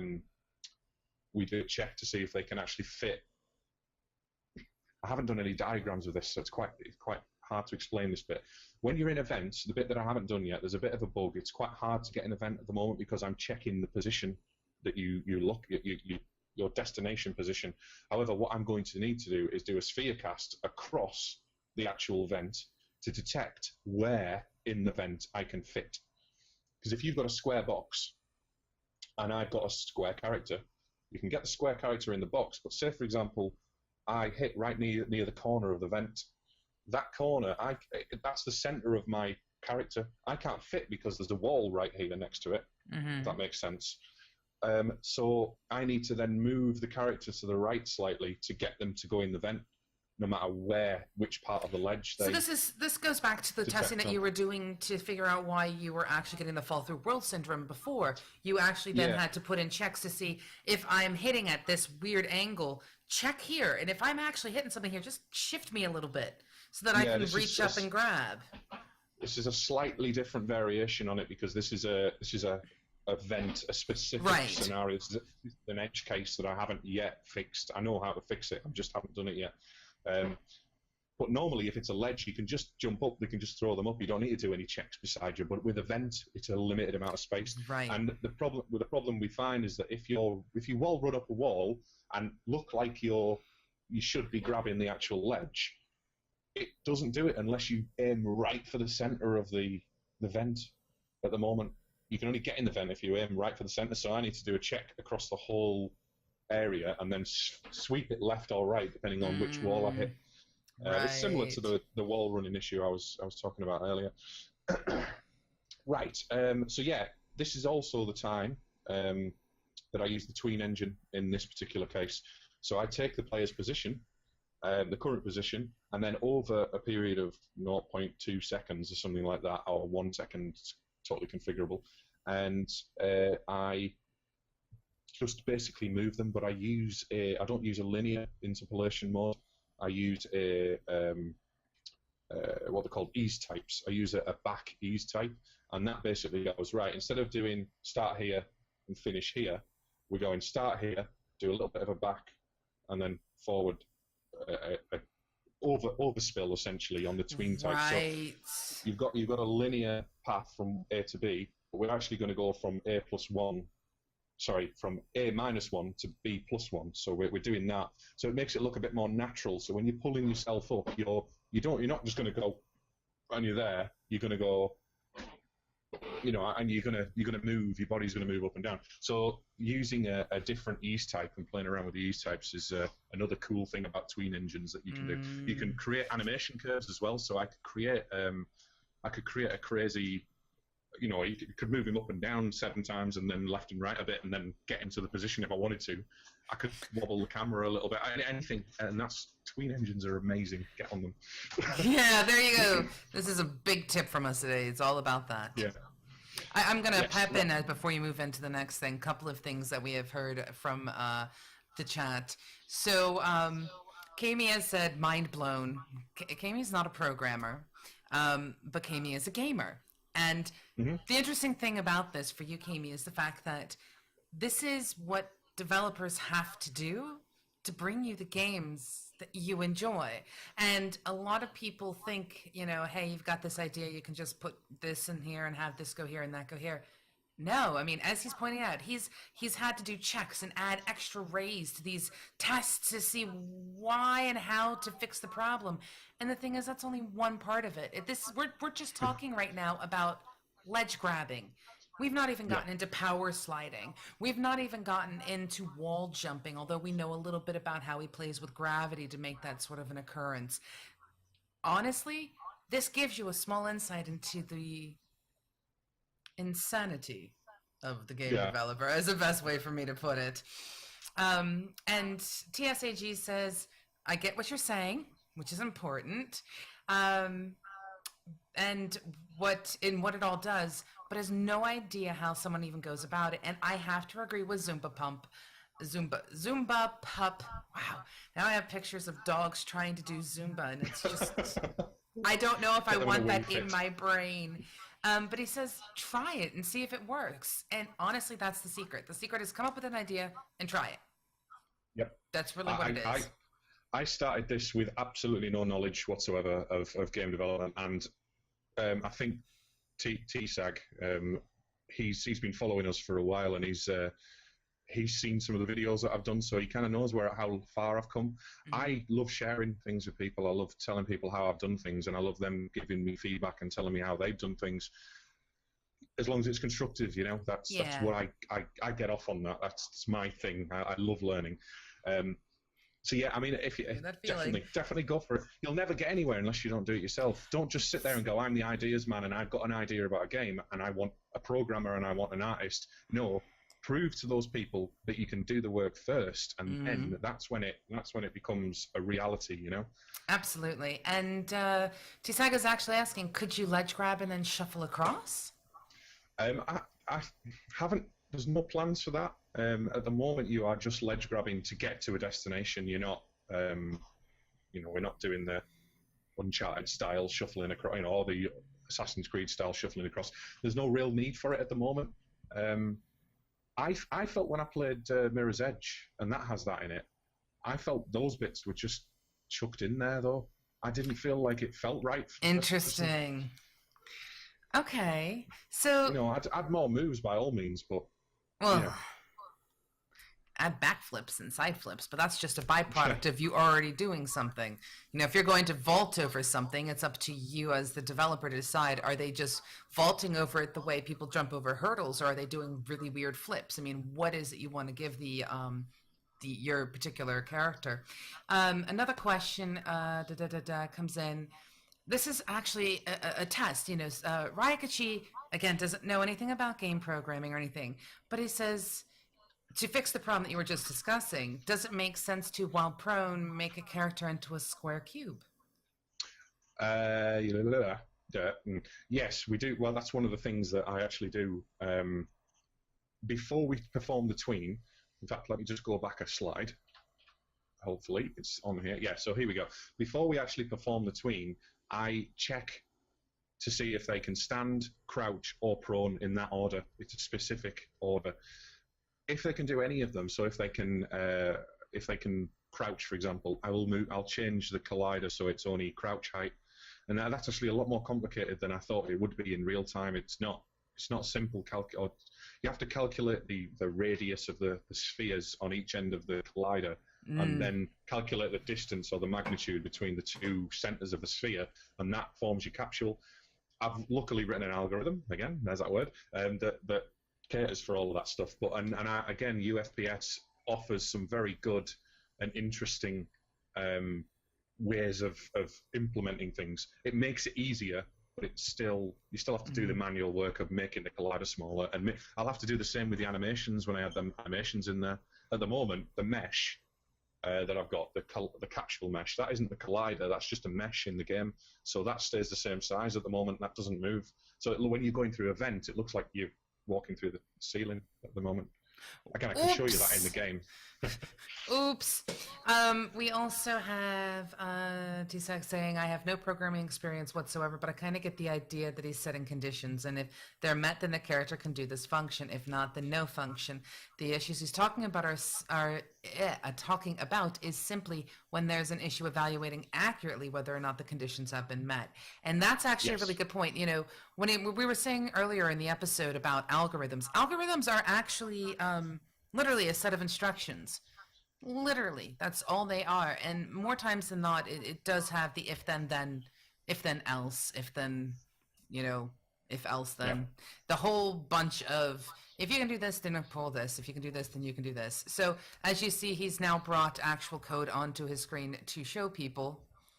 This is what I would consider a very, very, very simple algorithm. This is just setting loads of properties depending on which state that I pass into it. So I'm just saying, I'm actually changing a screen value here. So if the terminal's off, then turn the objects off or turn the screens off. If it's locked, show the locked screen and don't allow the player to actually hack the terminal. Mm-hmm. And if it's unlocked, then show the screen and move the text around and things like that. I haven't finished off that code yet, and that's just a very, very simple one. But every single one of these functions is this is a very simple script. Sorry, but yeah, no, that's perfect. I mean, this is what it's all about. And then, let's see. See, now you've got me doing the whole thing. Right. Okay, so let's do this. Let's get you through these last few slides. Yes, there's only a few slides. Sorry, guys, I do ramble on a bit. Right, No, so but the thing is, it's incredibly interesting, and you're laying the foundation for people who have no idea what's going on. They're getting an idea of what it takes to do a ledge grab. This is just a simple ledge grab, quote unquote, a simple ledge grab. I'm a big believer on you learning yourself. I'll teach you. I'll tell you how to do it, and I'll give you the tools to do it, but I won't give you the code. If anyone ever asks me for the code, it's not that I'm protective of it, because I'm not. If it I do open source projects and all kinds of things, but when it comes to learning it, I've helped people out in the Unity 3D IRC channel a few times, and so many of those people just want the script. And it's quite disheartening. It's like, are you actually doing it because you want to do it, or are you doing it because you want to make money at the end of the day and you don't really want to learn anything at the time, you know? Myth number 1, you can be rich if you are a game developer. You can and you can't. It's just the same thing with anything else. You could be an incredibly famous teacher. You could be some teacher in some backwater town. I mean, exactly. Honestly, I'll tell you, the people who probably make more money in the games industry are the people who specialize. You know, who get really good at using that collider, or who get really good at character animation, or the ones who do really well with the character environment. By the time you finish this project, Chris, you are probably going to be parkour specialist. And, you know, maybe you'll be rich then. I think I'll be sick of parkour by then, I'll be honest with you. Gosh. You'll be like, screw it, I'm doing Tetris again. This is horrible. Yeah. Yes, so your last bits of slides. Right, yes. So I was just going to put together a slide that goes through the things that I haven't talked about that I have implemented. So again, camera shake. When you do a ledge grab, at the moment there's a little bit of a camera shake as you do it, but I also randomly rotate it to the left or to the right by a random amount of degrees each time you do the ledge grab. So it looks like you're kind of pushing yourself across. Your head is moving slightly. Again, you could use an animation. You can use an animation curve for that, or you could make it a bit more, a bit wobbly up and down or whatever. I can make myself into. I usually turn off head bob in a game because I end up getting sick to my stomach. It's very, very subtle in this, but it's I see where you're coming from. But yeah, the camera shake is a little bit different, because if you do parkour moves and it's just a static camera and you move up and then down, or you move up and then forward, you lose that immersion.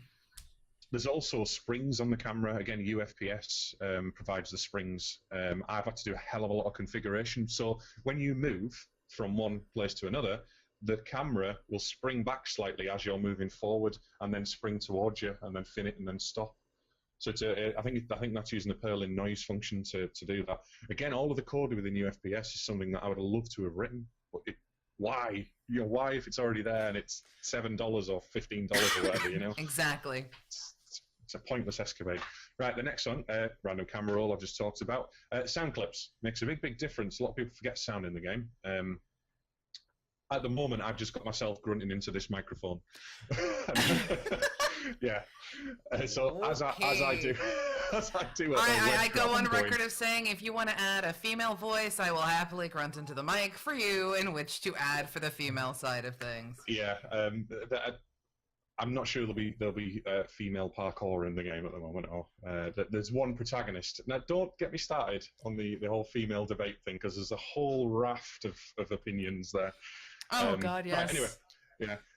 So yeah, sound clips in terms of not just grunting, not just the actual physical character's exertion as they're doing things. I've got out of breath sounds. I've got sliding sounds. I've got we've got hand movement sounds as you're grabbing things. Gripping, as you're doing the ledge grab, feet touching the wall as you're pulling yourself up, all that kind of thing.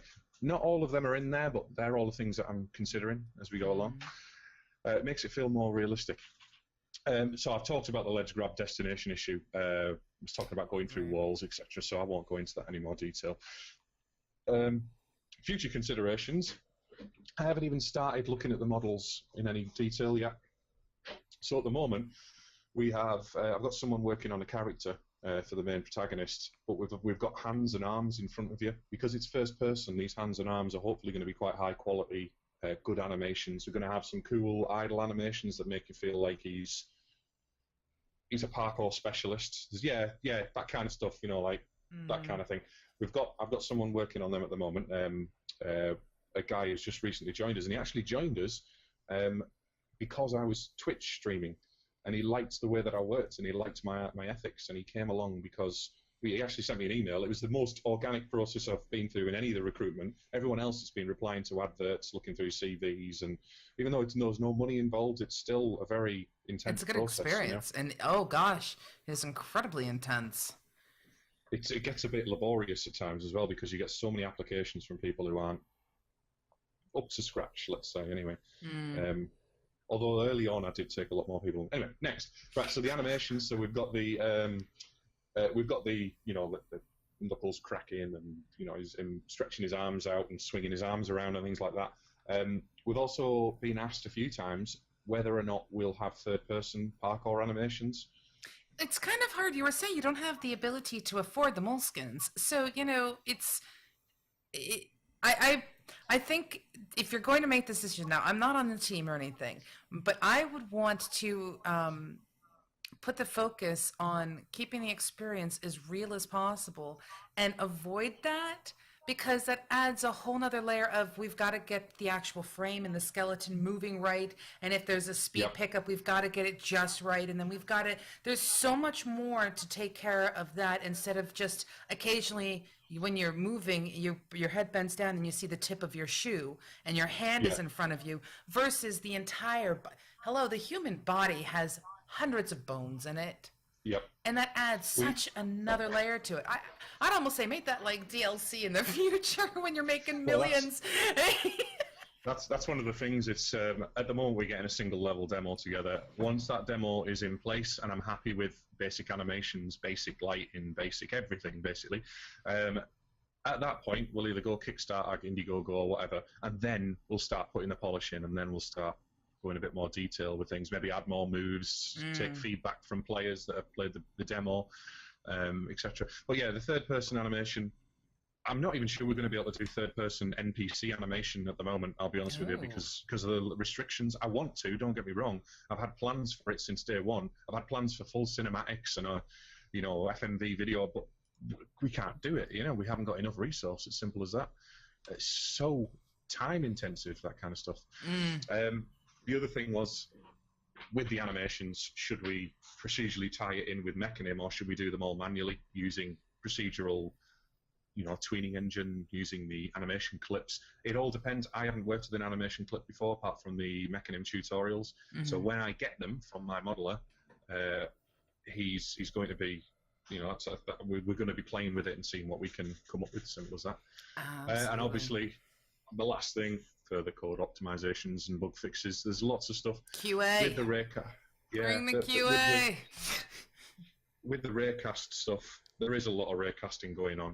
I'm hoping that when we get all the visual fidelity into the game, all the models and textures and things that make it look nice, particle systems, sound effects, etc., I imagine it might start lagging a bit and I might need to start optimizing things a bit more. But the way that I've written the code, it's very modular. I can optimize bits at a time, etc. And again, there are still plenty of bugs at the moment. Your head goes through the ceiling when you climb into a vent, and it's only a brief second, but it's just a really annoying little thing, Sort of like that noise. Yeah. That sounds like one of the alarms in Subnet, actually. It's actually one of the phones in the office because I'm at the studio. I didn't close the door before the show, so it all comes back and haunts me now. Yeah. Yes. So. Well, yes, that's me. Lots of links. I have to say, unfortunately, because of the way that we edited this, you don't see his Twitch. The Twitch is Bid the Dog, which is amazing for a Twitch name. So there's a story behind that as well, but I'll save that for another time. I'll definitely save it for another time because, let's just say you'll probably be seeing Chris a few times. And I'll be happy to come back. I love talking. Really? Are you sure? I really did not notice. I'm not saying that I'll have a slideshow next time, but I'll do my best to prepare for whatever we want to talk about. Absolutely. But yes, so this leads me to thank every single one of you who has showed up, asked questions, shown an interest, even if it's not something you know anything about, because we're trying to demystify game development at the same time while offering, again, that group therapy experience for the developer who's sitting there going, my character can't fit through a tube. Mm. How dare you, character? How dare you? But yes, if you have any questions or anything else, feel free to get them in to us. We will pass them on. You have all kinds of ways to contact this man, like all kinds of ways. Get in touch if you've got questions and things like that. And Zumba Pup, you have made me really curious now as to what game you're developing, because you say things seem a little similar to what you're doing. So obviously, Zumba Pup, I'm now going to be picking on you. So what is it that you're doing? Yeah, I can't see Zumba Pop's messages in IRC. Very strange. Interesting. ZOOMBA Pup. Yeah, I can see him, but I can't, or her, but I can't actually see the messages, strangely. It's been a little while since they've talked. Maybe that's what it is. But yes, that leaves me to say massive, massive thank you to you, Chris. I'm going to let you come up with your favorite dessert as an answer. Okay. And I'm going to quickly tell people a little bit about what's coming up on MMO Buff. Last night, we do apologize. We did not get a chance to do the Blizzard forecast, which means we did not have a chance to start giving away these. Ooh. Because, unfortunately, we had some severe technical difficulties, which sometimes happens. But, hey, we're going to take care of that next week, and we will start giving away Warlords of Draenor copies tomorrow. Not tomorrow. Wednesday of next week. But yes, tomorrow is Friday. Friday we have the Cosmotronic show, which is all about Wildstar. It's going to have Mispa, it's going to have Kai Dream and myself on it. That's our current plan. Gazimov is away on vacation. Silly man, how dare he. Saturday, hopefully Dr. Marsh and I will be able to go into Infinity Wars, but unfortunately Dr. Marshmallows is really, really sick. Are you seeing a trend here? Monday, Ms. Pa and I are back to debate all kinds of things MMO styled, and we're probably going to get a little bit into subscription models and whether or not they're worth it or not, whether or not you need to do some kind of pay-as-you-go model or play to win or pay to win or whatever. We may tackle that again because that's been sent in as a request. Tuesday, you have Screenager, Blank Space, and myself, and maybe a guest as we dig into communities and also what it takes to have strong gaming communities. Last week, I should say not last week, but last night, we tackled gaming absurdities. Everything from the strangest raid kill you've ever seen to, I think, probably one of the weirdest explanations of why someone couldn't raid because they didn't have enough gold. Because somebody had a chart for gold for services over Skype. If you haven't seen that episode yet, it's on YouTube. It's well worth it.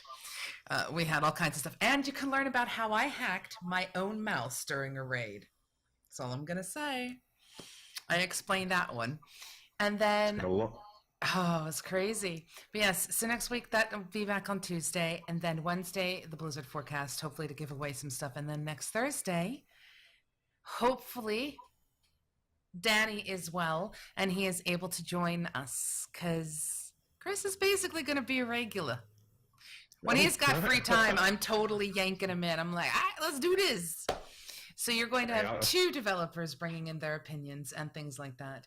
Now, as for streaming tonight, Kami, that all depends. For many of you who know, I am an incredibly busy individual keeping MMOBuff rolling. I haven't slept yet. And I'm pushing on 38 hours right now, and yet I'm still heavily engaged in the development process. I thought you were a little bit lagging in comparison to last week's show, at least. Oh, no, I wanted you to actually talk. I wanted you to share your ideas. Right. Otherwise, I'd be spending the entire time. No, we don't want to do that. We want to hear you. You're the guest. I'm only here to facilitate the conversation and to break it down when you have problems trying to explain the rays and then missing the colors. Yes. Don't worry, Dr. Marshmallows and I can teach you all about tutorials, and I change the colors again. I need to stop pressing the button. But we can go all in tutorials someday. But yes, and then, yeah, it'll be interesting because I can put these two developers, present them a topic, and sit back and just go, Danny, Chris, fight. And let them argue out a piece, and I'll just occasionally hold up flags as to who's getting close to the answer, or give points. Oh, shots fired! Shots fired! But yes. So on that bunch, I have to say thank you guys so much for joining. Have a fantastic day, and if I am awake later, I'll probably stream something. I'm not exactly certain what I'll stream, but it's more a matter of, can I get my work done so that I can stream without feeling guilty for streaming because I still have work to do? We'll see. Yeah. Just keep your eye on the Twitters, not just the Twitters that I've got there, but also on the MMOBuff Twitters. Also, don't forget his Twitters. And now you get to tell us your favorite dessert and give a shout out to the 19 Stone Ninja crew. Yeah, my favorite dessert, I instantly ice cream and waffles with toffee sauce. It's just the first thing that popped into my head when you said it. Fantastic. Sounds brilliant and decadent. It's easy to make as well. Butter waffles, though, like Tesco's Finest or something like that. Sorry for the brand drop there, but no. Other available shops. Yes. There are other available shops in which to buy products like waffles. They're not as good as Tesco's Finest. Oh, good grief. Don't make me bleep you. But yes, so give your shout out to your 19 Stone Ninjas. Oh yeah, obviously. I let him know way ahead of time that he had to get ready to say a huge thank you to his team, because he's like, I'm going to thank people. I'm like, cool, you got to thank everyone. Don't miss someone. Oh, so, I won't. Let's see if he misses one of his team anyway. How big is your team? We've got 2 concept artists, 2 modelers, a composer and sound designer. I'm doing a bit of sound design as well, and me. And so what's that? Is that 6, 7, 6, 6? There you go. 6 or 7. This is our math guy, and he doesn't know the difference between 6 and 7. That's great. You have 5 people besides yourself. I always said 5, but no, it is 6 because of me. Yes, of course. Yeah, no, you're the 6th. Whenever people ask me, you are on the team. Don't worry. You too can come onto the field and play football with us. So yeah, my model is Eric Bickle. He's I think he lives in North Carolina in America, and a guy called Burton Jarrett. He's helping with the more advanced like character design and helping a bit of environment stuff. We did actually have another guy called Ray Shum up until recently, but he's decided to go off indie himself and do his own game. I think he wants to focus on 2D stuff, but he's still offering advice. I know him personally as well on a face-to-face basis, and he's a very amiable and helpful guy.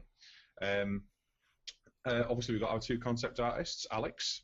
Alex is responsible for all the environment art you might see on our website.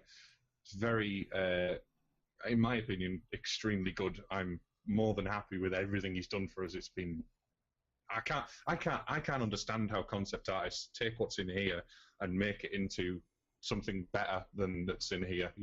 I don't get that. I don't have that capacity in my brain to do that. I understand. I say that for the people who do all the graphics for our site and for everything from above. My brain just goes explode.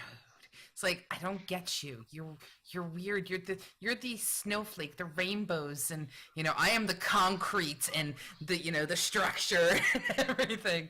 You guys make me look pretty. Yeah. And obviously we've got Sammy as well. So we've got Alex Thomas, who's done all the environment art and character art so far, and Sammy, she's focusing on branding in the game. So we've got, because it's a futuristic dystopia, we've got a lot of companies. So she's designing the logos. She's designing most of the logos anyway. Wow. She's designing the. She's done some of the smaller devices, things like she's currently working on a health pack. She worked on a data pad. She's got that down, and we've got that modeled now. Little smaller things. She's going to help with texturing as well, etc. On top of that, the last person, apart from myself, is Ryan Ike. Ryan Ike is a composer. He actually worked on that Gunpoint game that I was talking about before. Right. if anybody, I'm sure there'll be some people in the channel that are aware of what Gunpoint is. It's a highly recommended indie game. It's very, very fun, and I took a little bit of influence from it for the networking system in Subnet, um, and he's worked on that. He's been BAFTA nominated for it, and he's got a lot of experience, and he's a lovely lad. He's a bit of a joker. He's over in California. So basically, we've got 50% of the team in the UK and 50% of the team in the US at the moment. Global is how it works in today's day and age. You can work from anywhere. Yeah, and to be fair, I prefer it like this. The office environment I find stifling, even if you're with a lot of other creative people. I think that if you've got the freedom to, like, not wake up when you want, but wake up within a reasonable time scale and work with people in your own time, I think you get more out of people, more creative and more interesting stuff anyway. I think there's a limit. You definitely want to make certain that you allow people to put their head down and actually focus. If you live in a world where every time you go to work, someone shows up at your cubicle and is all, so let me tell you about what happened to me this weekend, and you're like, go away. Yeah. I don't want to hear it. It's not that I don't like you. It's just right now I really don't like you. Just in case you have to do the TPS reports. Yeah, I think to me it's more of the hierarchy and boss type thing, if you know. But it doesn't really work with creative stuff, in my opinion. I think it depends on the boss. Yeah, of course. I mean, I never tar everybody with the same brush. But yeah, I see where you come from. Yeah, I don't know. I take quite a relaxed approach to it. Some people on the team need telling, and they told me that they need telling. They tell me that that's there. They need to be told to do work. Other people do more work than I ever expected from anyone for free. It might be a revenue share, but there's absolutely no guarantee of money at the end of it. No, there isn't. But that's the risk you take. But at the same time, this is just one extra step on things. Yeah, and exactly. That dawns on me. There's a couple things I need to bring up as well. We are going to be adding some interesting new things to our YouTube channel. We're going to be doing some Let's Plays, and we're going to be looking at certain games and things. And if you're an independent developer and you want to just come on, do like the Datamine, show the Let's Plays, let us know, because we're all for helping you out there. But I do also want to add, with the fact that Chris is going to become a counterpart for Danny, and the two of them will be able to butt heads, our very first game jam is actually going to pit Danny's team versus Chris's team. And we'll see who the triumph will be. So if you are interested in game development, now is the time to pick what really interests you. If you're interested in music making, go look up music making. Find the tools, practice with them. If you are interested in actual development itself, go grab Unity, go grab Flickr, go grab anything and just give it a go and give it a try. If you're interested in creating artwork or 3D modeling, there are so many things you can go out there and get your hands on. Go forth and learn, because when the game jam comes, we will be asking you to be joining teams. At which point in time, let the game jam commence. 24 hours, well, actually it'll be 48 hours. 48 hours for charity, and then we'll have 2 prototypes at the end. I've never done a game jam before, so it's one thing I want to do, but I've never had, the time. I've never made the time for it, let's say. Yes. So you will actually get a chance to have the experience of what the game jam is about, and you also get experience in the stress that can be in a crunch time development. And you can also, by the end of it, have product that you can put in your portfolio. And it's a great networking tool. But yes, on that note, Chris, hearts to you. Thank you so very much for being on today. And of course, thank you for, without realizing it, totally snagging yourself into what is known as the Datamine. Yeah. Well, we ain't letting you go. I'm committed now, aren't I? So put it live on air. Usually that's what it means when it's on air. It's usually live. Yay, I got a troll in. It was a really bad troll, but I got one in. But yes, on that note, we will be back, guys. And if you have anything you want to add to us, remember, you will be able to find this in its entirety on YouTube after we're done. Oh, not after we're done, because I have to do a little bit of creative play with it to make it all the right stuff. But get in touch with us, voice at MMOBuff.TV. Find us on the Twitters, find us on the Facebooks, find us on Anook, which is an incredible website. If you haven't checked it out yet, anook.com. It's basically Facebook for gamers, but better. That's all I'm going to Cool. say. They have an amazing community there, and LOL, it's been a while since I've heard it to you, so there you go. But you find us on YouTube. Just find us. We're all over the place. Get in touch. Yes, and that leaves me, Suitor, to basically say toodle pip to you guys from MMOBuff.TV studios. Have a fantastic week. See you next time. Bye-bye. See you later, guys.